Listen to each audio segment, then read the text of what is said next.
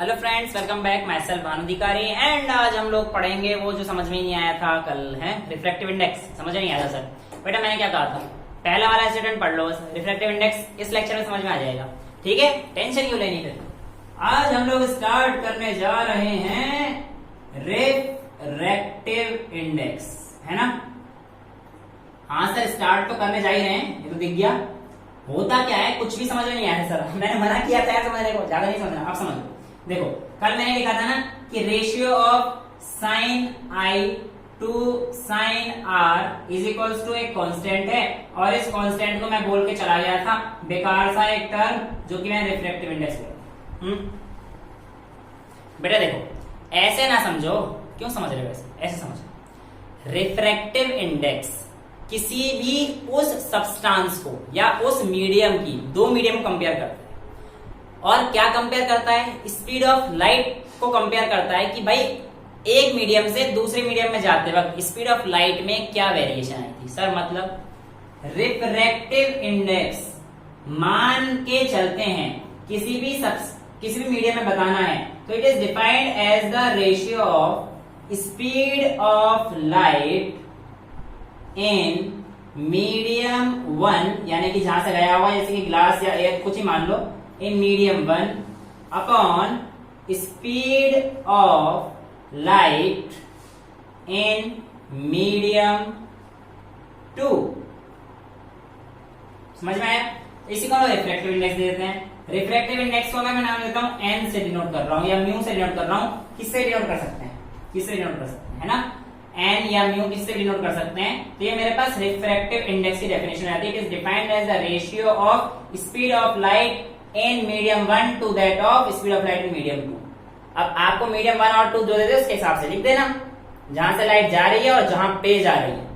ये वहां से जहां से जा रही है और ये वहां पर है जहां पर जा रही है ना। अब इसको लिखते कैसे हैं देखो, अगर हमें लिखना है लाइट टू में जा रही है वन से, तो बेटे लिखेंगे एन टू वन। टू पे जा रही है वन से, यानी कि मीडियम टू पे वन से जा रही है, इस बात का मतलब ये होता है। या कई बुक में आपको ऐसे मिल जाएगा एन टू वन, तो इसका मतलब ये वन से जा रही है टू की तरफ। आप कहोगे सर ये क्यों ऐसे हो रहा है, मतलब वन तो ऊपर आना चाहिए था। नहीं, कन्वेंशन एरिया है तो मान लेना, है ना। तो ये हमारे पास आता है speed of light in medium one से टू पर जा रही है, वन से टू पर जा रही है। ऐसी म्यू की टर्म्स में आ रही तो म्यू टू वन, यानी कि speed of light in medium two में जो जा रही है, और कहां से? From medium one. ठीक है, तो म्यू टू वन का मतलब समझ में आ गया। अब मैं आपसे कह दूं कि भाई आपको म्यू वन टू दे रखा है 3.3, इस बात का क्या मतलब हुआ? सर इस बात का मतलब यह हुआ कि म्यू टू यानी कि medium two upon medium one का रेशियो हमें 3.33 दे रखा है। समझ में आता है? इसका मतलब क्या होता है? This upon this is equal to this, है ना। ये भी आगे और समझ में आएगा और क्लियर होता जाएगा। अभी डस्टर साहब कहां गए? एक तो डस्टर साहब बहुत दूर चले जाते हैं। ठीक है, अभी ये समझो, पहले इतना समझ में आता है। ठीक है, अब देखो बेटा होता क्या है कि लाइट जब भी ट्रेवल करती है एक मीडियम से दूसरे मीडियम में, तो अपना कुछ चेंज कर लेती है, पाथ चेंज कर लेती है, बेंड हो जाती है थोड़ी सी, उसको हम लोग रिफ्रैक्शन कह देते हैं। और उसका जो रेशियो होता है दो मीडियम का, उसको हम लोग रिफ्रैक्टिव इंडेक्स कह देते हैं। जिसे हम लोग अगर एंगल की परिभाषा में लिखना हो तो sine i upon sine r is equal to constant, और आपने आई और आर मैंने पिछले लेक्चर में बता दिए थे, इंसिडेंट रे, रिफ्लेक्टेड रे, है ना। तो वही है ना। अब देखो बेटा, सपोज कीजिए आपके पास कहता है कि लाइट ट्रेवल कर रहा है एयर से और ग्लास में, वापस ग्लास से एयर में। तो इसका मेरे को ये लिख के दिखाइए जरा। ठीक है सर, ऐसा मान लेते हैं आप कुछ ऐसा डायग्राम की बात कर रहे हो, ये एयर से ग्लास में गई, फिर ये नॉर्मल बनेगा, फिर टुवर्ड्स द नॉर्मल बेंड होगा, फिर ये आगे फ्रॉम द, है ना सर। ऐसी बात कर रहे हो ना। और इसका मतलब मैं मान के चलता हूँ ये मीडियम वन है, ये मीडियम टू है और ये मीडियम वन है। बेटा वन टू वन क्यों ले रहे हो? तो और अच्छे हो जाओ आप एक काम करो, वन टू को छोड़ो, एयर ग्लास और ए लिखो। बताओ इसके लिए, यानी कि जब एयर से ग्लास में जा रही होगी तो speed of light in air, speed of light in air upon speed of light in glass. इसको कैसे लिखेंगे बेटा? इसको लिखेंगे NGA। Very simple. अच्छा, और इसका लिखना हो ग्लास से एयर में तो क्या लिखेंगे? Speed of light in glass upon speed of light in air is equals to NAG,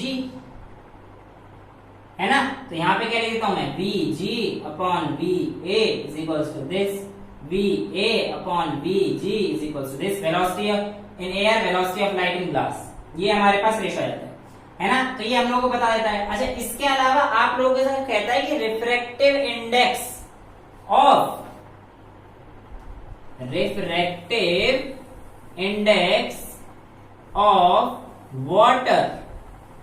water is 1.33। इस बात से क्या मतलब है? सर ये तो पता ही नहीं है, बता तो दो तब तो बताएंगे। ठीक है, नाराज क्यों हो रहे? अब बता देते हैं। इस बात से मतलब ये है कि वाटर और एयर इन दोनों के रिफ्रैक्टिव इंडेक्स 1.33 दिया गया है। ठीक है, 1.33। इस बात का क्या मतलब है? Refractive index of water is 1.33। इस बात का क्या मतलब?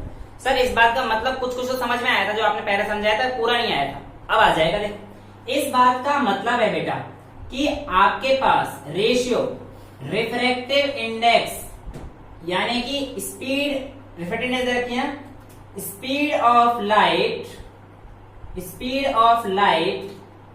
इन air to that of speed of light in water आपको दे रखा है बेटा 1.33। समझ में आता है? यानी कि वाटर में लाइट की स्पीड 1.33 टाइम्स कम है एयर के मुकाबले। इस बात का मतलब ये तो हुआ। अच्छा, तो सर इसका मतलब रिफ्रैक्टिव इंडेक्स अगर हमें देना है तो हम लोग सबको एयर के कंपैरिजन में देंगे क्या? अगर हमें यहाँ पे देखो, पहले रिफ्रैक्टिव इंडेक्स ऑफ वाटर दे रखा था आपको 1.33, तो हम लोगों ने वाटर का जितने भी लिया तो हमने क्या लिया? Speed of light in air upon speed of light in water, है ना? तो ऐसे ही क्या हमें किसी और मीडियम का लेना होगा तो हम लोग एयर को ऊपर रखेंगे हमेशा।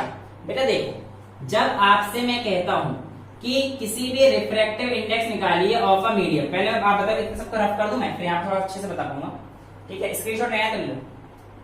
देखो बेटा, अगर आपसे कोई कहता है कि भाई refractive index of a medium कितना हो, किसी भी मीडियम का लेना है तो हम लोग एयर को रेफरेंस मीडियम मान लेते हैं, यानी कि उसी के रेस्पेक्ट में सबको निकालते हैं, और जो भी वैल्यू दे रखी होगी रिफ्रैक्टिव इंडेक्स की वो सभी एयर की टर्म्स में दी होंगी, मतलब एयर के रेफरेंस में ही दी होंगी, है ना?